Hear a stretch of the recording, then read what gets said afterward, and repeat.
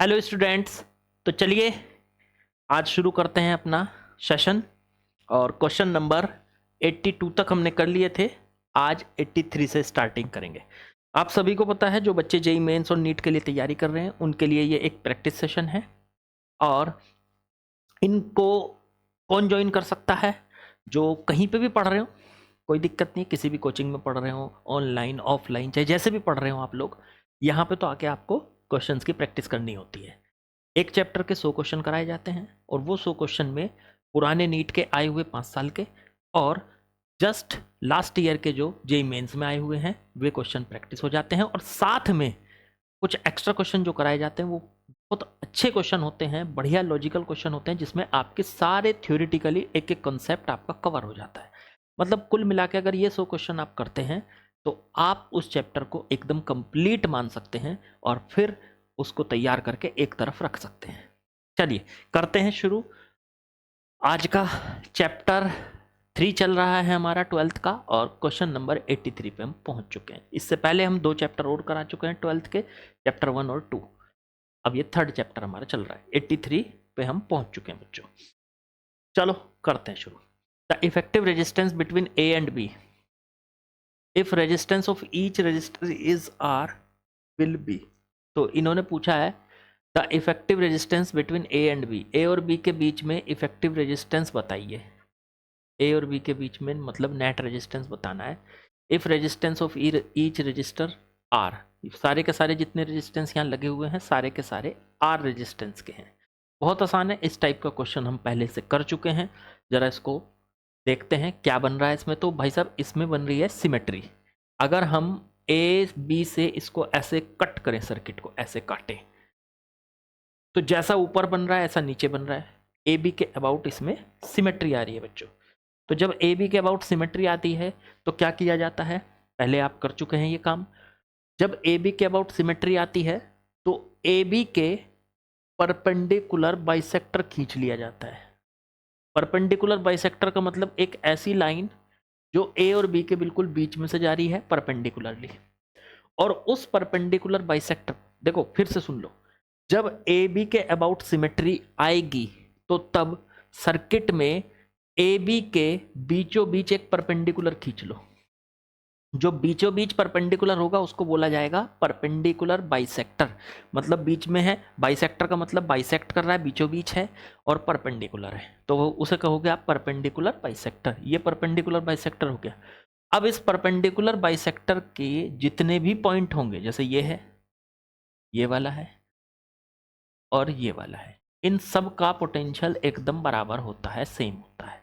मान लो ये 10 वोल्ट है तो ये भी 10 वोल्ट होगा, ये भी 10। तो जब परपेंडिकुलर बाइसेक्टर आपने खींचा और उसके सारे पॉइंट्स हमें पता चले कि ये सेम पोटेंशियल पे हैं, तो आप इनके बीच में से इनको, मतलब ये जैसे ये वाला पॉइंट और ये वाला पॉइंट सेम पोटेंशियल पे है और इनके बीच में लगा हुआ है रेजिस्टेंस, तो इसमें करंट ही क्यों जाएगा? क्योंकि करंट चलता है पोटेंशियल डिफरेंस की वजह से। अब यहाँ पे पोटेंशियल देखो, यहाँ पे पोटेंशियल और यहाँ पे पोटेंशियल सेम है। जब पोटेंशियल सेम है तो डिफरेंस कितना बनेगा? 0। और जब डिफरेंस 0 होता है तो करंट 0 जाता है, इसमें करंट जाएगा ही नहीं। तो इस तरीके के अगर आपको सेम पोटेंशियल वाले पॉइंट मिल जाएं तो उनके बीच में रेजिस्टेंस हटा दो। अगर वहाँ रेजिस्टेंस लगा हुआ है तो हटा दो, क्योंकि उसमें करंट जाएगा नहीं, उसके लगे हुए का कोई फायदा नहीं है। तो ना इसमें गया ना इसमें गया। देख लो, इन दोनों के बीच में से हटा दिया, फिर इन दोनों के बीच में से हटा दिया, कट गया। अब यहां से जब ये हटेंगे तो अब कौन सीरीज कौन पैरेलल? अब देखो ये हटते ही ये दोनों सीरीज में आ गए, आर और आर, 2R। ये दोनों भी सीरीज में आ गए, आर और आर, 2R। ये दोनों भी सीरीज में आ गए, आर और आर, 2R। फिर तीनों पैरेलल में, 2R, 2R, 2R, तीनों पैरेलल में हो गए। तो पैरेलल में क्या होता है, अगर 3 सेम रेजिस्टेंस पैरेलल में होते हैं तो उनका इक्विवेलेंट होता है R/3। मान लो 3 सेम लगे हैं, R, R और R, तीनों पैरेलल में लगे हुए हैं, ये भी पैरेलल ये भी पैरेलल, मतलब तीनों पैरेलल में ऐसे लगे हुए हैं। तो इनका जो रेजिस्टेंस होता था तो कितना होता था? R/3। अगर 4 होंगे पैरेलल में तो R/4, 2 होंगे तो R/2। यहाँ पे 3 पैरेलल में है, 2, 2, 2, तो तीनों को हटा के क्या आएगा, तीनों को इकट्ठा करके पैरेलल में इक्विवेलेंट क्या आएगा, 2/3। अगर हम तीनों को ले लें तो वो आ जाएगा 2/3R। तो ये आ गया हमारा 2/3R।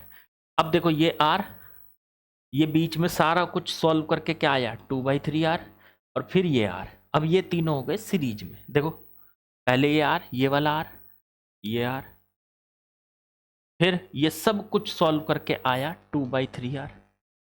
तो ये आ गया 2/3R, और फिर लास्ट में ये है, ये भी आ गया R।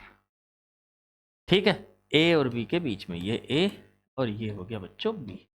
अब ये तीनों आ गए सीरीज में, तीनों सीरीज में आ गए, तो R इक्विवेलेंट की वैल्यू आ गई, तीनों को ऐड कर दो, R plus 2R/3 plus R।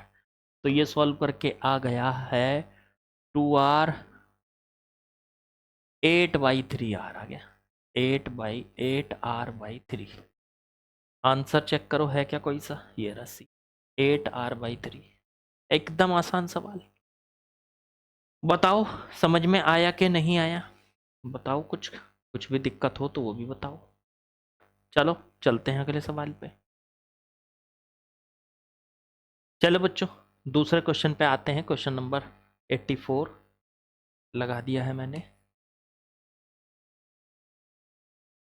करते हैं इसको शुरू, देखते हैं क्या दिया है। इसमें कहा the resistance per centimetre of a metre bridge wire is R। Okay, एक मीटर ब्रिज है और उसकी वायर का पर सेंटीमीटर रेजिस्टेंस दिया है R। Okay, with X ohm resistance in left gap, balancing length from left and is at 40 centimeter with 25 ohm resistance in right gap. Now the wire is replaced by another wire of 2R resistance per centimeter. Now balancing point length of the same setting will be at। देखो आसान सवाल है, बस आपको metre bridge के बारे में बच्चों थोड़ा सा पता होना चाहिए। क्या होता है मीटर ब्रिज में, एक गैप इधर हो गया, एक गैप हो गया यहाँ, ठीक है, यहाँ पे होती है इसकी वायर, ये है मीटर ब्रिज की वायर, ये बन गई मीटर ब्रिज की वायर बच्चों, ठीक है। यहाँ पर होती है एक बैटरी, ठीक है, और यहाँ से होता है इसमें गैल्वेनोमीटर, और इस पॉइंट पे लाके मान लो आपने इसको टच किया, तो जहाँ पे गैल्वेनोमीटर में कोई करंट नहीं जाएगा वो होता है इसका बैलेंस पॉइंट। मान लो आप इसको यहाँ पे टच करके देख सकते हो, यहाँ पे टच करके देख सकते हो, ऐसे ऐसे अलग अलग। अब इन्होंने कहा resistance per centimetre of metre bridge, इसमें जो वायर लगी है उसका 1 सेंटीमीटर का वायर, जो मीटर ब्रिज है ये पूरी 1 मीटर की होती है, तो आप ऐसे कह लो इसका 1 सेंटीमीटर का जो रेजिस्टेंस है वो R है, R ओम पर सेंटीमीटर। अब ये वायर कितने सेंटीमीटर की होती है, पूरी 100 सेंटीमीटर की होती है भाई, तो इसका टोटल रेजिस्टेंस कितना हो जाएगा, 1 सेंटीमीटर का तो R है, तो 100 का हो जाएगा इस वायर का टोटल 100R ओम, ये हो जाएगा इसका। इस पूरी वायर का रेजिस्टेंस हमें पता है 100R ओम। ओके, अब इन्होंने कहा कि अगर हम एक एक करके पढ़ो, यहाँ से मीटर ब्रिज में R तक लिख दिया हमने, with X ohm resistance in left gap, left gap में यहाँ पे X ओम का रेजिस्टेंस हमने लगा दिया, X ओम, ठीक है, एंड और आगे बढ़ो, balancing length of left end is at 40 centimetre, left की तरफ से, लेफ्ट तो इधर ही है ना, तो लेफ्ट की तरफ से इसका जो बैलेंसिंग पॉइंट है ये कितनी दूर है यहाँ से, 40 सेंटीमीटर पे है, ऐसा इन्होंने दिया है। देखो अगर इधर 40 होगा तो इधर कितना बचा 60, यहाँ से यहाँ तक कितना बचा 60 सेंटीमीटर, ठीक है। ओके, फिर उन्होंने बोला balancing length from left end is 40 centimetre with 25 ohm resistance in right gap, जबकि राइट में जो रेजिस्टेंस लगा है वो 25 ओम का लगा हुआ है। ओके, अब इन्होंने कहा now the wire is replaced by another wire 2R resistance per centimetre. अब दूसरा केस दिया इन्होंने, इसी के अंदर अगर हम इस वायर को हटा के, ये तो R ओम पर सेंटीमीटर रेजिस्टेंस वाली वायर है और वो होगी 2R ओम पर सेंटीमीटर रेजिस्टेंस वाली वायर, तो उसका जो बैलेंसिंग पॉइंट होगा वो कहाँ होगा, मतलब वहीं रहेगा, दूसरी जगह चला जाएगा। पहले देखो बैलेंसिंग पॉइंट यहाँ है 4 सेंटीमीटर पे, 40 पे, तो जब इसमें R रेजिस्टेंस, R ओम पर सेंटीमीटर रेजिस्टेंस वाली वायर यूज की, अब दूसरे केस में हम वायर यूज करेंगे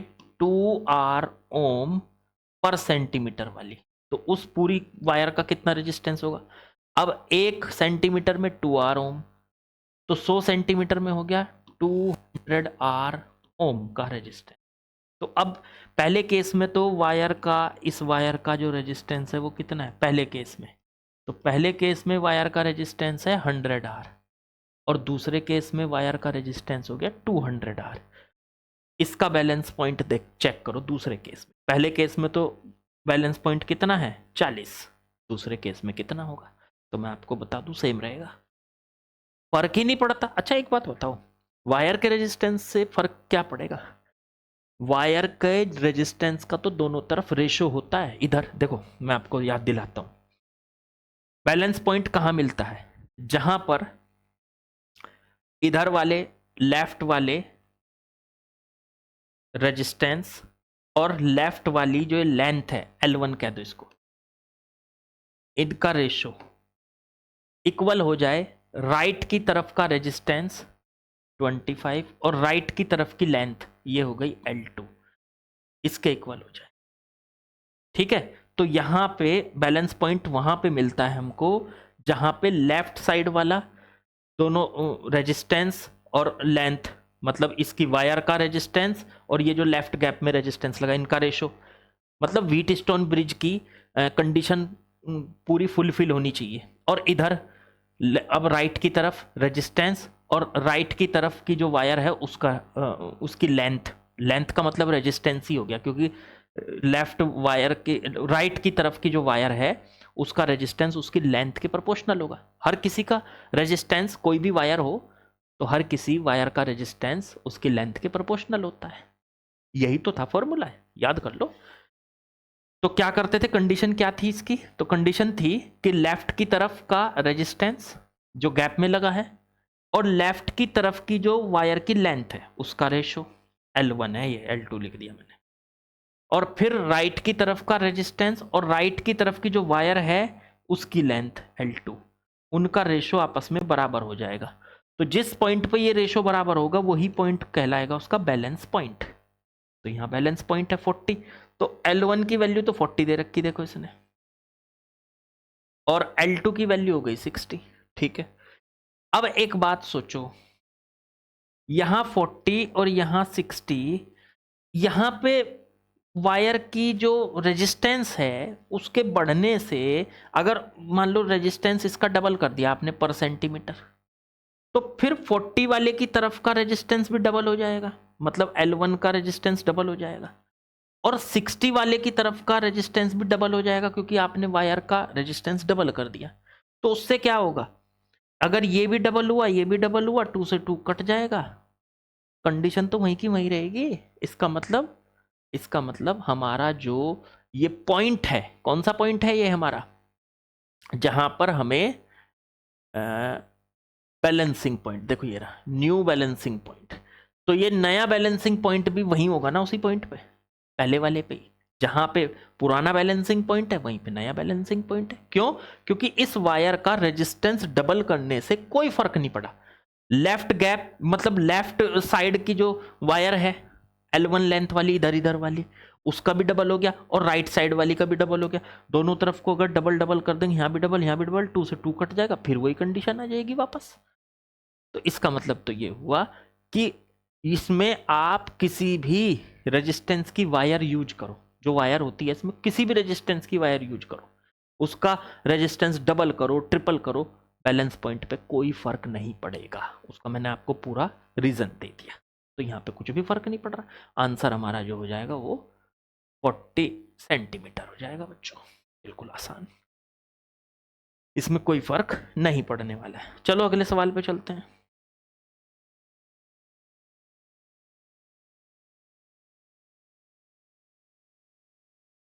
चलिए बच्चों नेक्स्ट क्वेश्चन पे आते हैं। क्वेश्चन नंबर 85 देखते हैं क्या दिया है इसमें।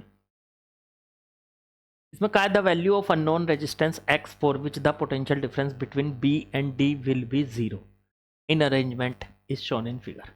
देखो b और d का पोटेंशियल डिफरेंस, ये रहा b, ये रहा b और ये रहा d। इनके बीच का जो पोटेंशियल डिफरेंस है वो 0 दिया है। पोटेंशियल डिफरेंस 0 कब होता है?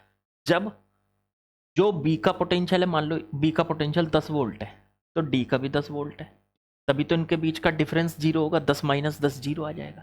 तो b और d का पोटेंशियल डिफरेंस 0 होने का मतलब हुआ b and d are at same potential. b and d are at same potential. अच्छा याद करो, ये आपको कौन सी फिगर नजर आ रही है?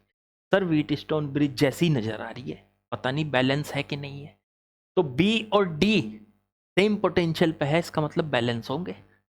अरे यार ये थी ना, ये व्हीटस्टोन ब्रिज होता था ऐसे, इस तरह से ये होता था P Q R और S।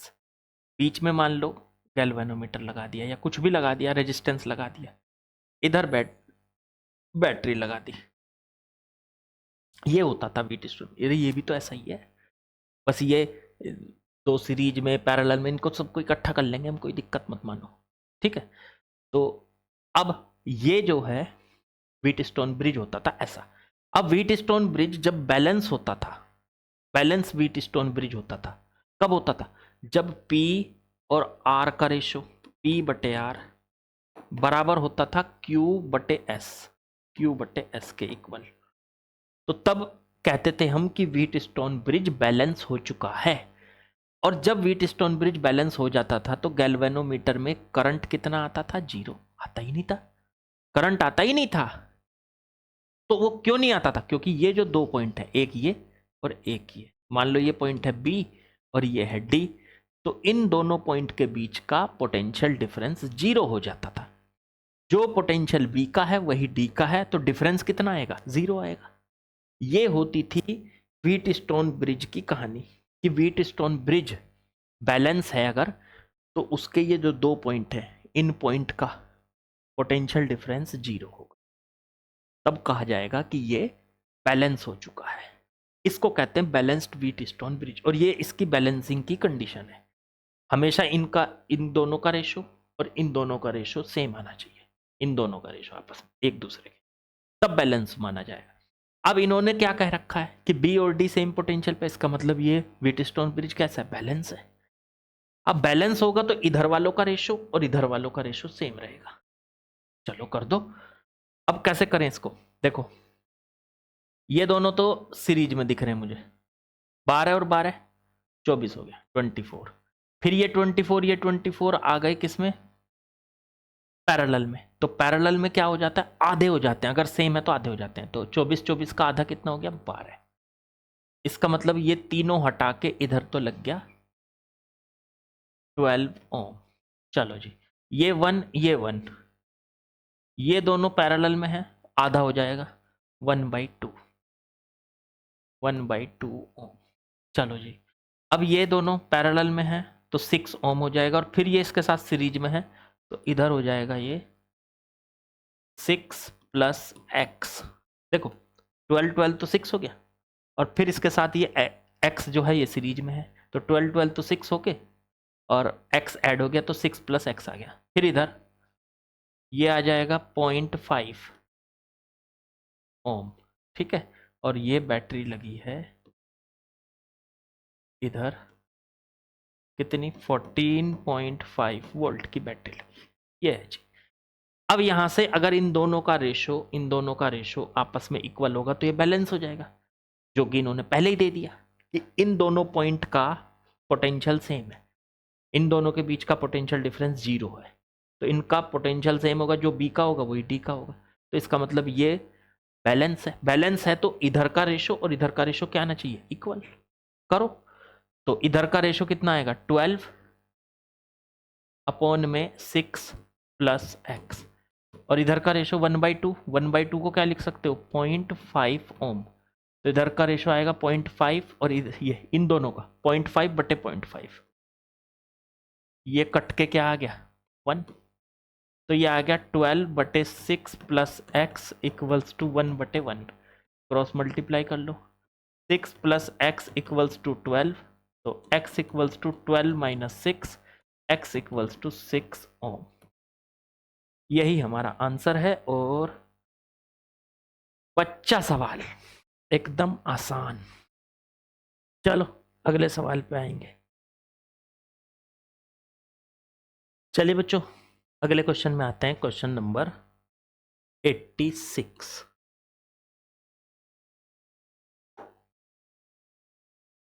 सॉल्यूशन देख, to measure the internal resistance of a battery, किसी बैटरी का इंटरनल रेजिस्टेंस हमको मेजर करना है। Potentiometer is used for R equals to 10 ohm.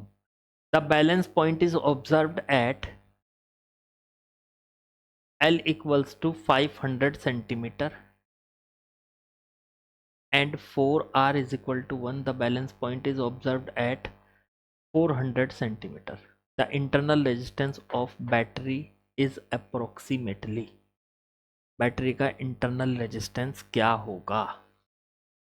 देखो मैं आपको बताऊं, पहली बात तो पता नहीं इन्होंने ये सवाल कैसे दे दिया, क्योंकि पोटेंशियोमीटर हमारे पास से इस बार था नहीं। पता नहीं 2024 में ये क्वेश्चन कैसे आ गया, मेरी तो समझ में नहीं आ रहा, पता नहीं कैसे आया है। चलो अब तो जो आया है आ गया। अब जब दे दिया है तो कर लेते हैं भाई, क्या दिक्कत है।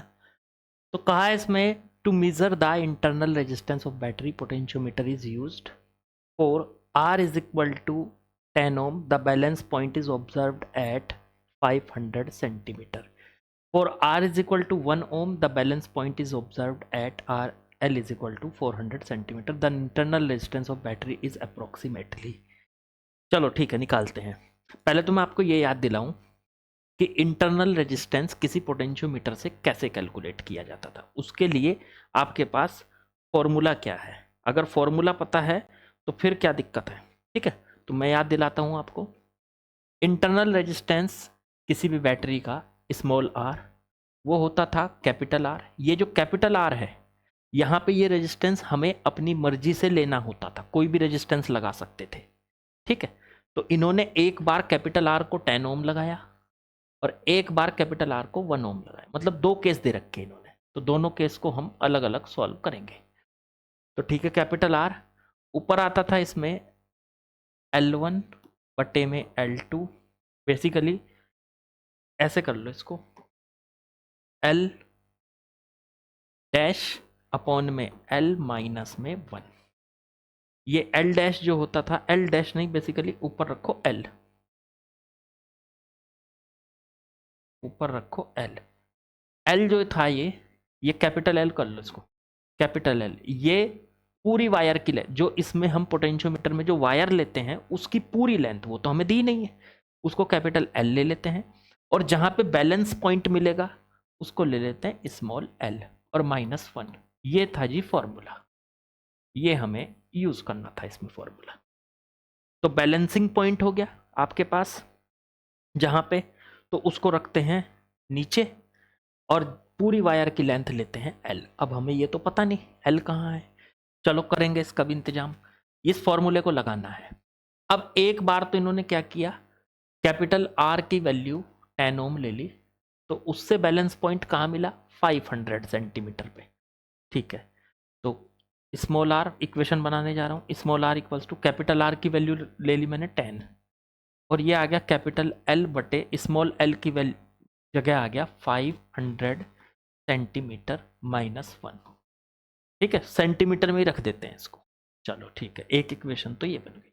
दूसरी बनाओ, जब कैपिटल R की वैल्यू हमने 1 ओम ली, ये रही, तो 1 लिखो यहाँ, जब हमने इसको 1 ओम लिया। अब रस उसकी लेंथ, वायर की लेंथ तो वही एल है। इस बार बैलेंस पॉइंट कहाँ पहुंच गया, 400 सेंटीमीटर में, तो अपॉन में 400 माइनस में 1। चेक करो जरा ठीक है कि नहीं। ठीक है, अब आर निकालेंगे, पर कैसे निकालें, ये एल नहीं पता हमको, तो एल को पता करने के लिए पहले क्या करो, ये भी आर है ये भी आर है, दोनों को इक्वल रख लो या इनको डिवाइड कर लो। आर से आर कट गया, इधर बन गया 1, इधर बन गया ये नीचे 1 है ऊपर 10 है, तो यहाँ बन गया 10। और इसका अगर एलसीएम ले लें हम, तो ये एल माइनस, या एलसीएम लेने की जरूरत ही नहीं है, अरे यार इनको तो आपस में इक्वल रख लेते हैं हम। चलो चलो जो भी है, यहाँ पे 10 ऊपर कितना बचा, एल अपॉन में 500 माइनस 1, और नीचे बचा 1 है, और एल अपॉन में 400 माइनस 1। अब इसके नीचे 1 मानो और क्रॉस मल्टीप्लाई कर दो, इसकी इधर मल्टीप्लाई कर दी, तो ये आ गया एल बटे में 400 माइनस 1 इक्वल्स टू, इधर बचा 10 इंटू में एल बटे में 500 माइनस 1। ये आ गया बच्चों आपका। एक काम कीजिए, इसकी मल्टीप्लाई कर लीजिए अंदर, एल बटे में 400 माइनस 1 इक्वल्स टू, ये 0 से 0 कटेगी, एल बटे में 50 और माइनस में 10। ये आ गया बच्चों। ठीक है, इसे 1 को उधर ले जाओ और इसे भी उधर ले जाओ, इसे 10 को इधर ले आओ, तो ये बन गया 10 माइनस 1, और इसे उधर ले जाओ, एल बटे 50 माइनस एल बटे 400, इससे एल पता चल जाएगा हमको।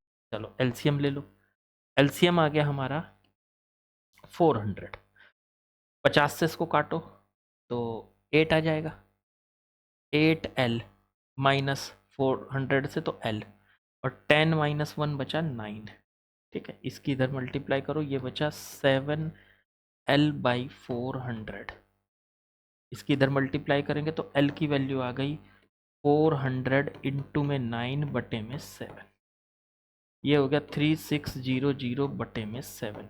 ये लेंथ आ गई, इतने सेंटीमीटर की लेंथ है वायर की, जो पूरी वायर की लेंथ है इसमें। चलो ठीक है, ये तो कोई दिक्कत नहीं। अब एल, अब हमें पता करना था आर, आर ये रहा। ठीक है, कोई सी भी इक्वेशन में रख दो एल की वैल्यू, मान लो इसी में रख दूं मैं, तो यहाँ पे रखने जा रहा हूँ, आर है 10, या इसमें रख दो, इसमें 1 है 10 की जगह भी, तो 1 इंटू में एल बटे 400, एल कितना था 3600 बटे 7, और बटे में 400 और माइनस 1। चेक करो इतना आ गया कि नहीं। अब यहाँ से 2 0 से 2 0 कट गई, 4 से इसको काट लो 9, तो ये बन गया आपका 9 बटे 7, 1 से मल्टीप्लाई करके तो यही रहेगा माइनस 1, इसका एलसीएम ले लो, तो ये बन गया 2/7, अप्रोक्सीमेट 0.3 के करीब आ रहा है। Option D is correct. Approximate में पूछा था इसने, अप्रोक्सीमेट में बता दिया, 0.3 के करीब आ रहा है 2/7। तो 2 बार इक्वेशन बना के करा, एक बार ये जो आर रखते हैं ना इस फॉर्मूले में, ये आर बाहर से रखा हुआ रेजिस्टेंस होता है, तो इसने 2 बार रखी इस आर की वैल्यू, एक बार 10 रखी तो बैलेंस पॉइंट मिला कहाँ पे 500 पे, एक बार 1 रखी तो बैलेंस पॉइंट मिला कहाँ पे 400 पे। 2 इक्वेशन बना के तब हमने इसको सॉल्व। ठीक है बच्चा, चलो अगले सवाल पे आते हैं। चलो बच्चों नेक्स्ट क्वेश्चन पे आ गए। क्वेश्चन नंबर 87 क्या बोला है, a wire of length 10 centimetre and radius this is connected across a right gap of metre bridge when the resistance of 4.5 ohm is connected on left gap by using the resistance box. The balance length is found to be at 60 centimeter from the left gap, left end. The resistivity of wire is this, the value of R is। ठीक है, एक बना लेते हैं, ये बन गया जी हम मीटर ब्रिज। मीटर ब्रिज की ये वायर है, ये मोटी सी बनाई है, ये वायर है, इधर बैटरी लगा लेते हैं। ठीक है, इसमें यहाँ से गैल्वेनोमीटर लगा के जो कि लगा देते हैं यहाँ। ठीक है, इस तरह से। ये जो वायर है, लेंथ कितनी है इसकी 10 सेंटीमीटर और radius r is connected across the left gap. इस लेफ्ट गैप में हम इस वायर को लगा देते हैं। 10 सेंटीमीटर की वायर है और रेडियस इसकी √7 10⁻⁻4 मीटर की वायर है, वो है रेडियस। चलो ठीक है, इससे क्या पता चलेगा, इससे इसका रेजिस्टेंस पता चलेगा। तो पहले इधर वाली का, ये इस गैप में जो रेजिस्टेंस लगाया इन्होंने, ये R, इसको निकाल लो पहले। ये जो लेफ्ट गैप में इन्होंने ये जो वायर लगाई है, इसका रेजिस्टेंस निकाल लो। अब रेजिस्टेंस का फॉर्मूला होता है ρL/A। रो कितना पता नहीं, L लेंथ कितनी 10 सेंटीमीटर, 0.1 मीटर लिख लो इसको, अपॉन में एरिया πr², चलो रो 0.1 अपॉन में r की वैल्यू रखो, तो रेडियस है इसकी √7 √7 इंटू 10⁻⁻4 का होल स्क्वायर। चलो जी, इसको कर लेते हैं सॉल्व। रो 0.1 अपॉन में पाई को लिख लो 22/7 इंटू √7 का स्क्वायर करेंगे 7 आ जाएगा, और 10⁻⁻4 का स्क्वायर करेंगे -8 आ जाएगा। 7 से 7 कट गया, ये ऊपर पहुंच जाएगा। तो ऊपर जा चुका है रो इंटू में 10⁻⁻8 ऊपर जाके +8 बन जाएगा, और ऊपर पहले से 0.1 है तो वो बन जाएगा 10⁻7। 8 प्लस हो गया तो 0.1 एडजस्ट हो जाएगा, उसके साथ पॉइंट एडजस्ट हो जाएगा, और अपॉन में 22। लो जी, ये आ गया इसका इधर वाले का रेजिस्टेंस, ये रेजिस्टेंस R आ गया ये। ठीक है, अब इन्होंने क्या कहा, आगे बढ़ो। When the resistance 4.5 ohm is connected on the left gap. हाँ, अरे यार ये तो राइट गैप में लगाना था हमको। चलो इसे यहाँ से हटा के राइट गैप में लगा लेते हैं, कोई बात नहीं। ये R जो है, जो ये आया है, ये यहाँ लग गया। अच्छा, लेफ्ट गैप में कौन सा लगेगा, वहाँ पे लगाया है इन्होंने लेफ्ट गैप में 4.5 ओम। ओके ठीक है, अब इसका जो बैलेंस पॉइंट मिला वो लेफ्ट से 60 सेंटीमीटर पे मिला। ये मिला, the balance length is found to be at 60 centimetre from the left end. तो इधर से 60 सेंटीमीटर पे मिल गया। अगर ये इधर से 60 है तो इधर का कितना बचा, 40 सेंटीमीटर। लो जी, ये है हमारा बैलेंस पॉइंट, ये पॉइंट है बैलेंस पॉइंट। ठीक है, वायर की रेजिस्टिविटी बताइए। अगर if the resistivity of wire is, अच्छा ये रेजिस्टिविटी दे रखी तो R की वैल्यू बतानी है। ओके, बता देंगे। एक काम करो, पहले तो जब हमें बैलेंस पॉइंट मिलता है मीटर ब्रिज में, तो इधर वालों का रेशो और इधर वालों का रेशो सेम रहता है, इक्वल रहता है। तो इधर का रेशो करो, इधर कौन कौन है, इधर तो है ये 4.5, और इधर ये इसका रेजिस्टेंस लेंथ के प्रोपोर्शनल होता है, तो लेंथ ले लेते हैं बस हम L1। मान लो इधर की लेंथ L1 है, इधर की L2 है, तो इधर का रेजिस्टेंस बटे लेंथ, तो लेंथ हो गई L1 कितनी 60 सेंटीमीटर। अब इधर वाले का रेजिस्टेंस ये है R मतलब इसको R नोट कह लो, क्योंकि यहाँ पे इन्होंने R यहाँ पे भी दे रखा है, तो हम कंफ्यूज ना हो जाएं, तो R नोट कह लो इसको। तो R नोट, और इधर इन दोनों का रेजिस्टेंस मतलब रेशो, तो R नोट, और इधर वाली लेंथ कितनी है 40 L2, तो ये R नोट बटे 40 सेंटीमीटर। सेंटीमीटर सेंटीमीटर कट गया। एक काम करो, R 4.5 पॉइंट हटाओ 45, और ये बन गया नीचे 600। या एक काम करो, ये 0 0 काट दो, तो ये 60 बच गया बस। यहाँ उधर बचा R नोट बटे में 4। 60 कैसे बचा समझ गए ना, ये 0 तो ये 0 से कट गई, ऊपर से पॉइंट हटा तो नीचे एक 0 बढ़ गई। ठीक, अब इसे 15 से काट लो, 15 तिया 45, 15 चौका 60, ये बन गया 3/4। 4 से 4 काट दो, तो R नोट की वैल्यू बच्चों 3 आ गई। अब R नोट हमारे हिसाब से क्या था, ये था, तो ये कितना था रो, और 10⁻7 अपॉन में 22 इक्वल्स टू में 3। ये इधर जाएगा तो रो इक्वल्स टू 22 इंटू 3 कितना हो गया 66 इंटू 10 की पावर नीचे जाएगा तो -7 आ गया। लो ये रो की वैल्यू आ गई, ये रेजिस्टिविटी आ गई। अब इन्होंने जो रेजिस्टिविटी दी थी वो कितनी दी थी, R इंटू 10 की पावर -7, तो रो की जगह क्या रख दूं, R इंटू 10 की पावर -7, इधर 66 इंटू 10 की पावर -7, ये कट गया तो R कितना आ गया यहाँ से बच्चों 66। वेरी वेरी इजी क्वेश्चन, बहुत आसान, कुछ नहीं दिक्कत हुई जरा सी भी।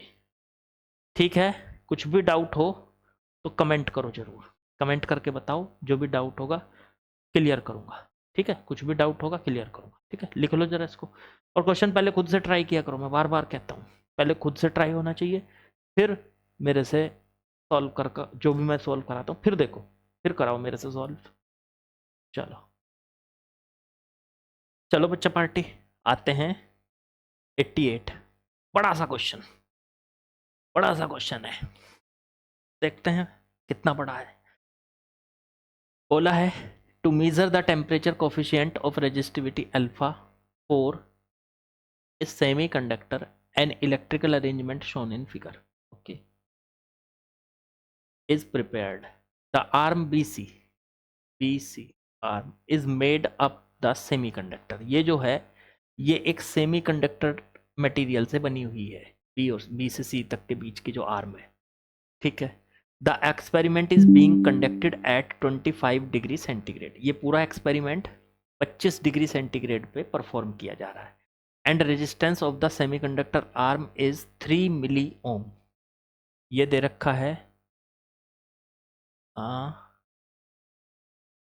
the experiment is being conducted at 25, resistance of the semiconductor arm is 3 milli ohm, ये 3 मिली ओम, okay. arm BC is cooled at constant rate 2 degree centigrade per second. If the galvanometer G shows no deflection after 10 seconds, then alpha is, okay, okay, okay, okay। एक बात बताओ, सवाल देखने में मुश्किल है, वैसे आसान है, मैं आपको बताऊं। फिलहाल ये 2 सेंटीमीटर वो 25 सेंटीमीटर पे कंडक्ट हो रहा है, तो मतलब अभी फिलहाल का टेम्परेचर 25 डिग्री सेंटीग्रेड है, 25 डिग्री सेंटीग्रेड। ठीक है, एक मिनट,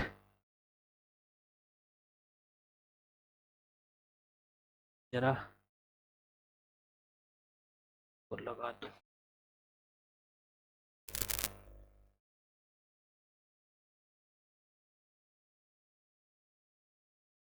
तो ये भाई 25 डिग्री सेंटीग्रेड पे इसको किया जा रहा है,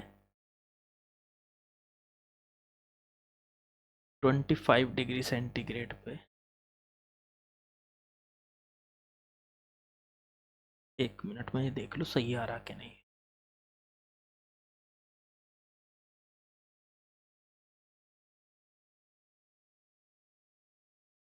सही आ रहा ना, हाँ ठीक है। मैं कैमरे को मैनुअल करना भूल गया था, तो वो ऑटो फोकस होता रहता है बार बार आगे पीछे चलने से, मैनुअल करके छोड़ दो तो वो बोर्ड पे फोकस रहता है उसका, तो वो मैं भूल गया आज, पता नहीं कैसा रहा होगा। चलो अब तो जो हो गया, और थोड़ा सा उसमें बस ये दिक्कत होती है कि थोड़ा सा आउट ऑफ फोकस हो जाता है बीच बीच, मैनुअल करके छोड़ दो तो फिर फोकस वहीं का वहीं रहता है। तो चलो क्या कह रहे थे हम, कि ये सारा अरेंजमेंट जो एक्सपेरिमेंट किया गया 25 डिग्री सेंटीग्रेड पे किया गया। ठीक है, ये सारा अरेंजमेंट 25 डिग्री सेंटीग्रेड पे किया गया। ठीक है, फिलहाल इसका जो रेजिस्टेंस है वो 3 मिली ओम है। ओके, अब इन्होंने कहा कि अगर इसको ठंडा करें, देखो जब आप इसको ठंडा करोगे, इन्होंने कहा cooled at constant rate 2 degree centigrade पर सेकंड, 2 डिग्री सेंटीग्रेड एक सेकंड में ठंडा कर दो उसको, कम कर दो उसका टेम्परेचर, हर सेकंड में 2 डिग्री। और ऐसा इन्होंने कितने सेकंड तक करा, 10 सेकंड तक। और 10 सेकंड तक जैसे ही करा जो जी था उसके अंदर करंट चलना बंद हो गया। इन्होंने ये दिया ना, G shows no deflection, current 10 second के बाद करंट चलना बंद। अब सोचो 1 सेकंड में कितना ठंडा हो रहा है ये, 2 डिग्री सेंटीग्रेड, तो 10 में कितना होगा, 20 डिग्री सेंटीग्रेड कूल हो जाएगा ये, कूल। अभी ये 25 पे है, तो 20 डिग्री सेंटीग्रेड 10 सेकंड के बाद इसका 20 डिग्री सेंटीग्रेड टेम्परेचर गिर जाएगा, तो कितने पे आ जाएगा ये, 25 से कितने पे आ जाएगा, 5 डिग्री सेंटीग्रेड पे आ जाएगा बच्चों, 5 डिग्री सेंटीग्रेड। तो एक बात बताओ, जब हम इसको ठंडा करेंगे तो इसका जो टेम्परेचर होगा उसके हमें अल्फा की वैल्यू चाहिए, अल्फा की। जब भी हम किसी कंडक्टर को गर्म करते हैं तो उसका रेजिस्टेंस बढ़ता है, सेमीकंडक्टर के केस में उल्टा होता है, सेमीकंडक्टर को गर्म करते हैं तो उसका रेजिस्टेंस घटता है। तो इसी तरह बिल्कुल सेमीकंडक्टर को ठंडा करेंगे तो उसका रेजिस्टेंस बढ़ेगा, ठीक है ना। जो भी होगा अल्फा की वैल्यू निकालनी हमें, तो फॉर्मूला वही लगता है इसमें। मान लो पहले रेजिस्टेंस जब टेम्परेचर T1 था तब तो रेजिस्टेंस था इसका 3 मिली ओम, ठीक है। और अब कितना होगा बाद में, तो बाद में कितना होगा उसको निकालना पड़ेगा भाई। जब टेम्परेचर T2 कर दिया आपने 5 डिग्री सेंटीग्रेड, तब उसका जो रेजिस्टेंस है तब कितना होगा, तो तब को निकालने के लिए आपको क्या करना पड़ेगा, इन दोनों का रेशो आपस में इक्वल रखना पड़ेगा। क्यों, क्योंकि 10 सेकंड के बाद मतलब 5 डिग्री टेम्परेचर पे ये जो व्हीटस्टोन ब्रिज है ये बैलेंस हो चुका है। बैलेंस हो गया तो इधर वालों का रेशो 0.8 अपॉन में मिली ओम, और इधर अपॉन में 1 मिली ओम इक्वल होगा इधर का। अब इधर का पहले तो 3 था, ये तो 3 कब था, जब 25 डिग्री था, मुझे 5 वाले पे चाहिए, तो मान लो अब है हमारा R, R हो गया, तो R और अपॉन में 3 मिली ओम, सब कुछ मिली ओम में ले रहे हो तो R की वैल्यू भी मिली ओम में ही आएगी, मिली ओम से मिली ओम कट गया, इसकी मल्टीप्लाई इधर कर दो, तो R की वैल्यू आ गई 8 तिया 24, 2.4 मिली ओम। इसका मतलब देखो इसका जो रेजिस्टेंस है वो कम हो चुका है, रेजिस्टेंस 3 मिली ओम था पहले 25 डिग्री सेंटीग्रेड पे, लेकिन 5 पे आते आते ये रेजिस्टेंस कम हो गया। अच्छा वैसे जो भी वैल्यू आएगी इसकी अपने आप आएगी, प्लस आएगी माइनस आएगी, जो भी वैल्यू आएगी, पर इसका रेजिस्टेंस अब कितना हो चुका है, 2.4 मिली ओम आ गया। चलो सही कर रखा ना हमने यहाँ तक, तो इधर वालों का रेशो कर दिया और इधर वालों का रेशो कर दिया, तो इधर वालों का रेशो और इधर R की वैल्यू 3 मिली ओम के हिसाब से, हाँ ठीक है ठीक है, ये R की वैल्यू हो गई। ये जब T2 टेम्परेचर होगा उस टाइम पे रेजिस्टेंस इसका R है, और जब T1 टेम्परेचर था तो उस टाइम पे इसका रेजिस्टेंस 3 मिली ओम है। तो अब यहाँ से क्या कैलकुलेट करेंगे, अब यहाँ से कैलकुलेट करेंगे अल्फा की वैल्यू। वो कैसे निकलती थी, नया रेजिस्टेंस किसी भी रेजिस्टेंस का या किसी भी रजिस्टर का नया रेजिस्टेंस T2 टेम्परेचर पे, वो होगा उसका पुराना रेजिस्टेंस, ओल्ड रेजिस्टेंस, और 1 प्लस अल्फा डेल्टा टी, ये इससे निकालोगे। तो नया रेजिस्टेंस इसका कितना है, जब 5 डिग्री कर दिया हमने उसका टेम्परेचर, तो नया रेजिस्टेंस कितना हो गया, 2.4 मिली ओम। पुराना रेजिस्टेंस जब टेम्परेचर 25 था तो उसका जो रेजिस्टेंस था कितना था, 3 मिली ओम। 1 प्लस अल्फा डेल्टा टी को लिख लो, T2 माइनस T1, 5 और माइनस में 25, लो जी ये आ गया। अब मिली ओम से मिली ओम कट गया, ये इसके अपॉन में चला जाएगा, 2 पॉइंट ये आ चुका है बच्चों 2.4 अपॉन में 3 equals to 1 plus alpha, 5 minus 25 तो माइनस का 20 बचता है, ये इससे काट दो, 0.8 इक्वल्स टू 1 माइनस में 20 अल्फा, ठीक है ओके। अब यहां से ये 1 इधर जाएगा तो इधर जाके ये हो जाएगा 0.2, माइनस का बचेगा। हाँ ये तो माइनस का बचेगा भाई, पॉइंट।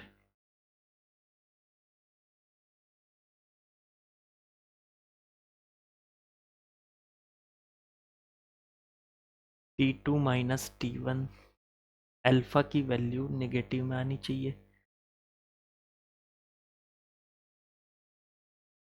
ठंडा किया, चलो पहले निकालो, देखते हैं क्या आ रहा है। इसको इधर लेके गए तो ये आ गया इधर माइनस का 0.2 और ये माइनस का 20 अल्फा। माइनस से माइनस कट गया, अल्फा की वैल्यू आ गई 0.2 बटे में 20। पॉइंट हटाओ, 10, 2 से 2 कट गया तो ये बचा 10 की पावर -2। ऑप्शन चेक करो कोई सा है क्या। हाँ यही है, 10 की पावर -2, लेकिन माइनस में आ रहा, हमारा प्लस में क्यों आ रहा? हमारा काहे प्लस में आ रहा है? हमने कहाँ गड़बड़ कर दी?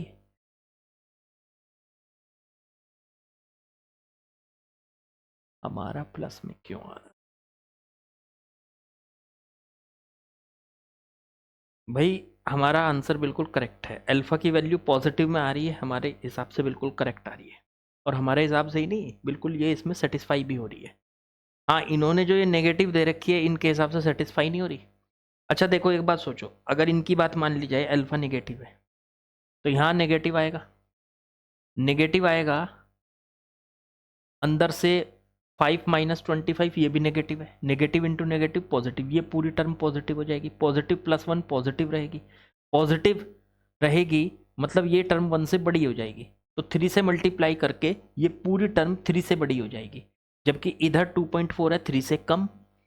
तो इसका मतलब तो सीधी सी बात है, ऐसा तो हो ही नहीं सकता, ये जो इनकी वैल्यू अल्फा की आ रही है ये सेटिस्फाई नहीं कर रही, ये गलत है। हमारा आंसर बिल्कुल सही है, जो हमारा आंसर आया है अल्फा की वैल्यू पॉजिटिव आई है, पॉजिटिव ही इसको सेटिस्फाई कर रही है, वरना फिर आंसर ही नहीं मैच करेगा, मतलब सिचुएशन मैच नहीं करेगी। हाँ ये जो इन्होंने आंसर नेगेटिव में दे रखा है, अब सेमीकंडक्टर का अल्फा होता तो नेगेटिव में है, होता नेगेटिव में है सेमीकंडक्टर का अल्फा एक्चुअल में, तो इन्होंने जो आंसर दिया वो सेमीकंडक्टर का अल्फा सोच के इसको नेगेटिव में लिख दिया। लेकिन यहां पे सेमीकंडक्टर बिहेव तो कंडक्टर की तरह कर रहा है, अल्फा आ तो कैलकुलेट करके पॉजिटिव रहा है, तो भले ही ये सेमीकंडक्टर है पर बिहेव लाइक एज कंडक्टर, क्योंकि सीधी सी बात बताएं आपको, अल्फा इसका पॉजिटिव आ रहा है। कैलकुलेशन कहीं मिस्टेक नहीं है, बिल्कुल एकदम बढ़िया कैलकुलेशन है। जहां इन्होंने सॉल्व भी कर रखा है, मैंने वो भी देखा या और भी सॉल्यूशन देखे, गलत सलत सॉल्व कर रखा, लास्ट में लाके बस उसमें माइनस लगा दिया। ऐसे कैसे लगा दिया? ऐसे नहीं होता है, ये पॉजिटिव आया है पॉजिटिव ही होगा, ठीक है। तो यहाँ पे आप इसको पॉजिटिव कर लो। अब ठीक है, ये जरूर, वैसे मैं इसको उसमें चेक करूंगा कि एनटीए ने क्या दिया था इसका आंसर, पर हमारा बिल्कुल एकदम करेक्ट आंसर है, कोई गलती नहीं है इसमें, ठीक है। क्योंकि यार बात वो होनी चाहिए ना, जो आंसर आया है वो पहली सारी सिचुएशन को सेटिस्फाई भी तो करना चाहिए। अब देखो एक बात सोचो, सेमीकंडक्टर की खासियत तो ये होती है, जब मैंने शुरू में बताया था सेमीकंडक्टर की, टेम्परेचर बढ़ाने पर उसकी रेजिस्टिविटी, उसका रेजिस्टेंस जो होता है वो कम होता है, उल्टा होता है कंडक्टर से, ठीक है। और उसको ठंडा करने पर रेजिस्टेंस बढ़ना चाहिए, जबकि देखो यहाँ पे ठंडा करने पर रेजिस्टेंस कम हो रहा है, पहले 3 मिली ओम था और ठंडा करने पर 2.4 कम हो गया, कम नहीं होना चाहिए था। अगर ये सेमीकंडक्टर है सही में तो ये बढ़ना चाहिए था। अब अगर ये बढ़ता तो फिर तो इसके अल्फा की वैल्यू नेगेटिव आती, लेकिन ये कम हो गया, तो ये बिहेव किस तरह कर लिया, मतलब यहाँ पे जो क्वेश्चन जो दिया है उसमें कहा तो सेमीकंडक्टर और प्रॉपर्टी दे दी कंडक्टर की कि उसका रेजिस्टेंस ठंडा करने पर कम हो रहा है। ऐसा तो रेजिस्ट उसमें होता है कंडक्टर में, सेमीकंडक्टर में तो ठंडा करने पर रेजिस्टेंस बढ़ता है, उसमें तो रेजिस्टेंस बढ़ता है, तो इसलिए अल्फा की वैल्यू अलग आई, आनी चाहिए थी नेगेटिव, आई पॉजिटिव।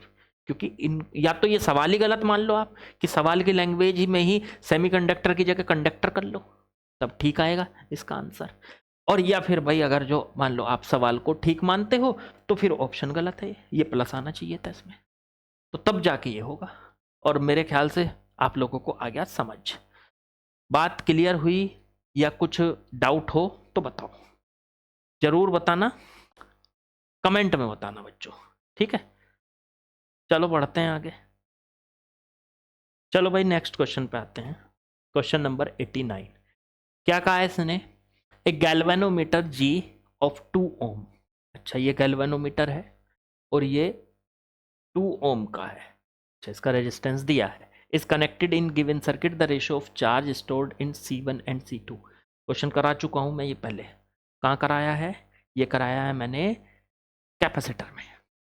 यही क्वेश्चन कैपेसिटर में कराया है मैंने, 100% कराया है। क्यों? क्योंकि यहाँ से करंट जाएगा, फिर इसमें से होके, इसमें तो जा नहीं सकता कैपेसिटर में, और कैपेसिटर में जब कैपेसिटर चार्ज हो जाते हैं फिर वो अपने अंदर से करंट को चलने नहीं देते। तो यहाँ से करंट गया, यहाँ से ऐसे ऐसे, फिर इसमें जाएगा, इसमें नहीं जाएगा क्योंकि ये चार्ज हो गया, ये अब करंट को नहीं जाने देगा, इसमें जाएगा ये करंट आई। और ये फिर यहाँ से फिर इस कैपेसिटर में नहीं जाएगा क्योंकि ये भी चार्ज हो गया, तो वो करंट इसमें से निकलेगा आई, और फिर यहाँ से होते हुए इधर से इधर जाएगा आई, और फिर इसमें से होते हुए वापस यहाँ जाए। तो अगर आप इस करंट को कैलकुलेट करना चाहते हो तो करंट आ गया ये I equals to voltage V और अपॉन में टोटल रेजिस्टेंस R। V कितना है? ये 6 वोल्ट, और रेजिस्टेंस R देखो यहाँ से ये रेजिस्टेंस कितना, एक 4 तो ये हो गया, और फिर ये 2, 4 तो 6, और 6 12, तो टोटल 12 ओम का रेजिस्टेंस, क्योंकि ये तीनों सीरीज में हो गए। देखो ये 4, ये गैल्वेनोमीटर, ये दोनों सीरीज में है, और फिर इसके साथ फिर ये सीरीज में, इस तरीके से ये तीनों सीरीज में आ गए। तो 4 और 2 6 और 6 12 आ गया। करंट आ गया इसके अंदर का 1/2 एम्पियर का, मतलब यहाँ से करंट निकलेगा और 1/2 एम्पियर जाएगा। अब यहाँ से हमको कैलकुलेशन करनी है कि इसमें कितना चार्ज है यहाँ से यहाँ। तो यहाँ से यहाँ की वोल्टेज पता कर लो, यहाँ से यहाँ की, और यहाँ से यहाँ की भी वोल्टेज पता कर लो यहाँ से। तो किरचॉफ से आसानी से कर सकते हैं। यहाँ से और यहाँ की वोल्टेज, तो यहाँ से घूम के ऐसे यहाँ आ जाएंगे, फिर इसमें पता करेंगे तो यहाँ से घूम के ऐसे ही आ जाएंगे यहाँ। किरचॉफ से खुद इसका आंसर बताएंगे आप मुझे, पिछले चैप्टर में भी मैं ये करा चुका हूँ, ठीक है। अगले सवाल पे चलते हैं। ये हो चुका है हमारा सवाल, और फिर भी जिसने ना किया हो तो पिछला चैप्टर देखो, उसमें ये सवाल हो रखा है, और वहाँ से उसी तरीके से सॉल्व करके इसको मुझे आंसर भी आपको कमेंट करके बताना है। कमेंट करके बताना क्या है इसका आंसर। और यार वहाँ तक जाने की ज़रूरत भी नहीं है, मैंने किरचॉफ लगाना है बस यहाँ से होते हुए यहाँ से यहाँ के बीच में, तो इन दोनों पॉइंट के बीच का पोटेंशियल मिल जाएगा। अब कैपेसिटर का पोटेंशियल मिल जाए, कैपेसिटेंस है तो चार्ज कितना होता है? चार्ज होता है CV। C हो गया इसका कैपेसिटेंस, ये रहा 4 माइक्रोफेरेड, और V इसकी वोल्टेज। वोल्टेज आपको यहाँ से यहाँ पता चल जाएगी, किससे पता चलेगी? किरचॉफ से। तो वो खुद आपकी जिम्मेदारी इसका आंसर देना, ठीक। चलो आगे बढ़ते हैं। चलो बच्चों, आज का लास्ट क्वेश्चन, क्वेश्चन नंबर 90 करते हैं। जरा देखते हैं क्या दिया है और क्या कैलकुलेट करना है। भाई इसमें बोला है in a metre bridge when a resistance in the left gap is 2 ohm. Metre bridge का लेफ्ट गैप है, फिर राइट भी होगा, ये बना दिया हमने। ये मीटर ब्रिज की वायर हो गई, ओके। ये इसके अंदर लगी हुई बैटरी हो गई, यहाँ ऐसे लगेगी, और इधर ये गैल्वेनोमीटर से वायर कनेक्ट हो गई ऐसे, इस तरह से। तो लेफ्ट गैप में 2 ओम का रेजिस्टेंस लगा दो, ठीक है। And unknown resistance in right gap, right gap में एक अननोन रेजिस्टेंस लगा दिया R, ओके। पढ़ते जाओ इसमें। फिर इन्होंने कहा the balance length is found to be 40 centimetre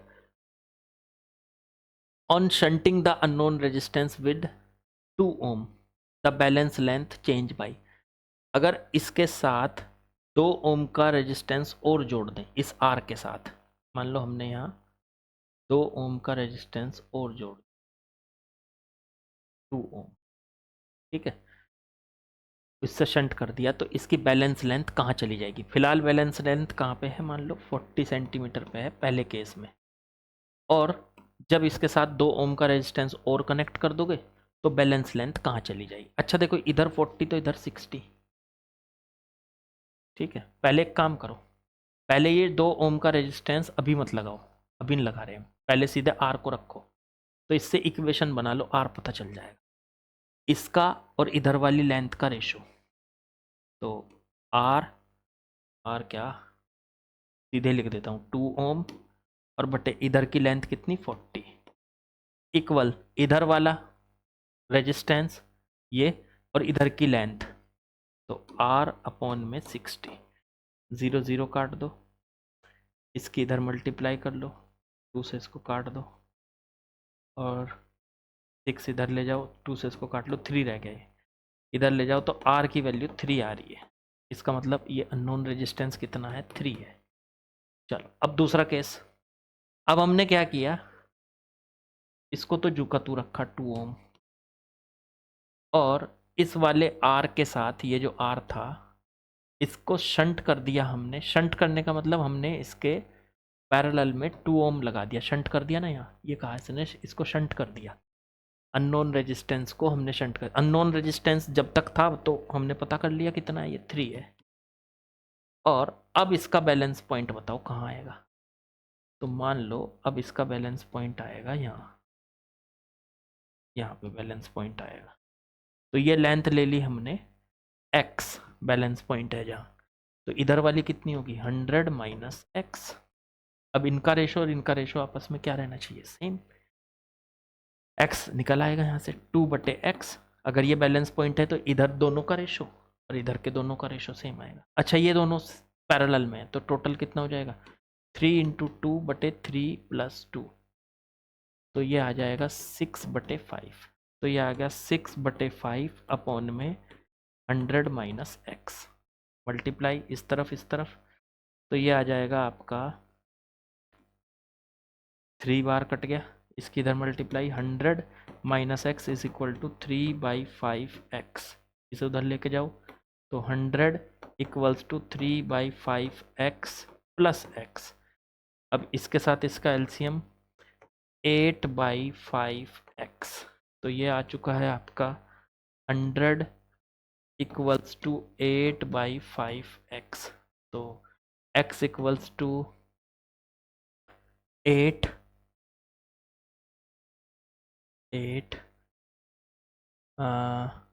नहीं, x इक्वल्स टू क्या बैठ गया ये, इसकी इधर मल्टीप्लाई से नीचे चला जाएगा 500/8, 500/8, तो x की वैल्यू है। अब यहाँ से इसको डिवाइड करो भाई, इधर से शंट, ये जो पॉइंट आया इसका शंटिंग करने के बाद balance point, length changed by, कितना चेंज हो गया, चलो पहले इसको देखो, इसको डिवाइड करके कितना आ रहा है, इसको आ रहा है 8 × 48, तो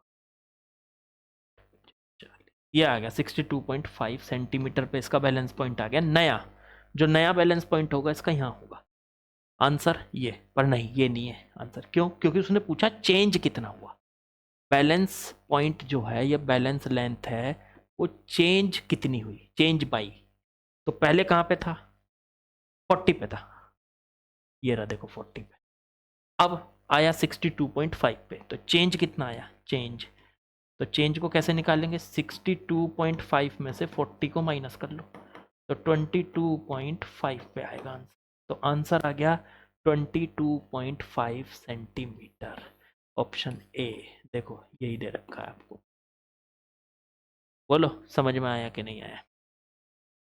तो मेरे ख्याल से आप लोगों को सब क्लियर हुआ और आज बहुत अच्छे से हमने प्रैक्टिस की, काफ़ी अच्छे अच्छे सवाल किए, अपने आप से सवालों को लगाओ, सवाल दिखे पहले अपने आप से कोशिश करनी है, फिर, और मैं तो सही बताऊँ ना, तरीका ये है, आपको सवाल सामने आया वीडियो में, वीडियो को चलता रहने दो, आवाज़ कम कर लो, ठीक है, चलता रहने दो, मेरे से पहले सॉल्व करके दिखाओ, बस वो है प्रैक्टिस, जब आप मेरे से पहले सॉल्व करने लगेंगे, फटाफट सॉल्व करने लगेंगे यार, फिर कौन रोक देगा आपको, सर आपके सिलेक्शन से कोई नहीं रोक सकता फिर। चलिए आज का सेशन करते हैं यहीं पे एंड, कल मिलते हैं, लाइक शेयर सब्सक्राइब कमेंट, अब शायद ये जो जेई वाले क्वेश्चंस हैं ये शायद कंप्लीट हो चुके होंगे, देख लेंगे कितने रह रहे हैं अभी। अब बाकी ये जो 5 साल के नीट के क्वेश्चन है वे भी हो जाएंगे पूरे 100 क्वेश्चन तक, आपके 5 साल के नीट वाले क्वेश्चन भी करा दूंगा, ठीक है। तो इन 100 क्वेश्चन में ना कहने के लिए 100 है, बहुत सारे क्वेश्चन हैं ये मिला के। हो सकता है कि 100 क्वेश्चन के बजाय आपको 150 करने पड़े या 180 करने पड़े। क्यों? क्योंकि पार्ट भी बना रखे हैं इसमें, मैंने आगे पार्ट बना रखे हैं। ज़्यादा क्वेश्चन थे तो उनको पार्ट पार्ट करके बना दिया, ज़्यादा क्वेश्चन थे तो। पर 100 क्वेश्चन कह के आपको कराए जा रहे हैं ताकि आपको भी मेंटली आप रिलैक्स रहो कि बस 100 सवाल ही तो करने हैं, कुछ नहीं है, कर लेंगे, ठीक है। चलिए कल मिलते हैं। लाइक शेयर सब्सक्राइब कमेंट यार वो जरूर कर दिया करो, थोड़ा सा ना कमेंट वमेंट करते हो तो मुझे थोड़ा सा ये लगता है कि हाँ आप लोग पढ़ रहे हैं, एक एक रियलिटी का फीलिंग आती है, ठीक है। चलो कल मिलते हैं बच्चों।